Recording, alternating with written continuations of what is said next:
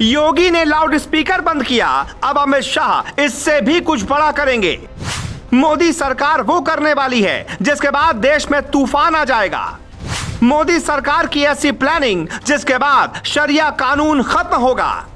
जब पूरा भारत हनुमान चालीसा और अजान पर अटका है, तब सरकार एक ऐसी प्लानिंग पर काम कर रही है जिसके बाद सियासी सुनामी आना तय है। एक बार फिर देश में बड़े आंदोलन होंगे और उसके बाद हमेशा के लिए देश के कई नेताओं की दुकान बीजेपी बंद कर देगी। अमित शाह ने सीधा इशारा किया है, हम वो करने वाले हैं जो करना चाहिए। जैसे 370 लागू किया, CAA और NRC लेकर आए, ट्रिपल तलाक को खत्म किया, वैसे ही एक देश एक कानून भी बनाएंगे। ये एक देश एक कानून क्या है जो भारत का राजनीतिक नक्शा बदल देगा, हिंदू मुस्लिम की लड़ाई हमेशा के लिए खत्म कर देगा। कुछ कानून देश में उसी दिन लागू होने चाहिए थे जिस दिन आजादी मिली थी, लेकिन कांग्रेस की सरकार ने धर्म के आधार पर वोट लेने की रणनीति तैयार की।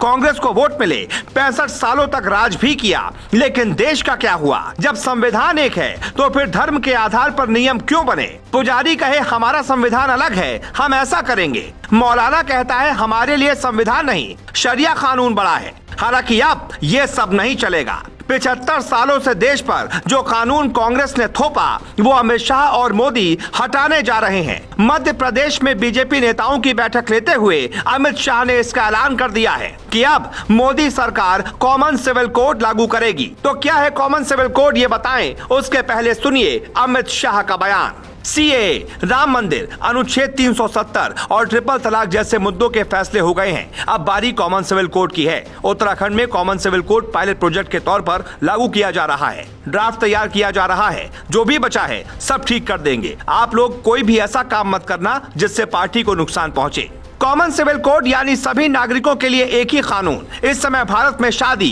तलाक, संपत्तियों पर अधिकार, जन्म से लेकर मौत तक के कानून अलग अलग धर्मों के आधार पर लागू हैं।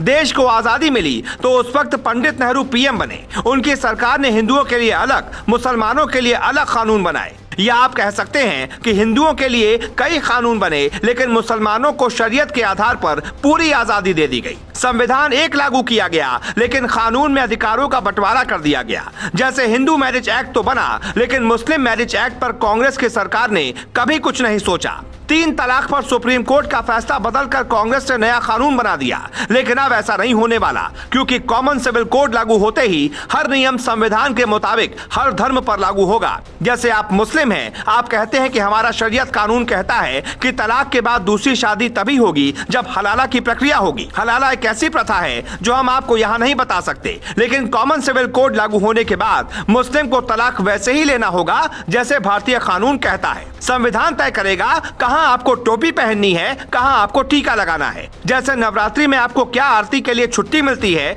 लेकिन मुस्लिम नमाज के लिए छुट्टी अपना अधिकार मानते हैं, क्योंकि उनके शरीयत कानून में ऐसा कहा गया होगा।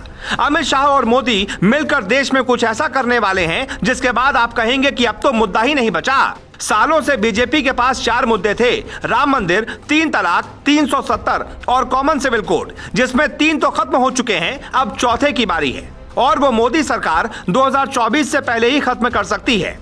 अब आपके मन में सवाल होगा कि यह काम मोदी सरकार क्यों करना चाहती है, इसके पहले किसी ने क्यों नहीं किया। दरअसल भारत में धर्म के आधार पर वोट बैंक का पिटारा भरा जाता रहा है। कोई भी धर्म जब कोई गलत कानून बनाता है तो रोकने के बजाय उसे हवा दी जाती है। 3 तलाक के साथ एकदम ऐसा ही था। किसी महिला को तलाक के बाद अगर शादी करनी होगी तो उससे पहले हलाला प्रक्रिया से गुजरना होगा। हलाला में ससुर भी बहू के साथ सो सकता है। अब आप बताएं इसका प्रभाव समाज पर क्या होगा। लेकिन ये मुस्लिम पर्सनल लॉ बोर्ड को ठीक लगता है, इसलिए वक्त की मांग है कि कॉमन सिविल कोड लागू होना चाहिए। बीजेपी की इस कदम के बाद तूफान तो आएगा, लेकिन उसके बाद की खामोशी देश हित में होगी। Bureau report, global Bharat.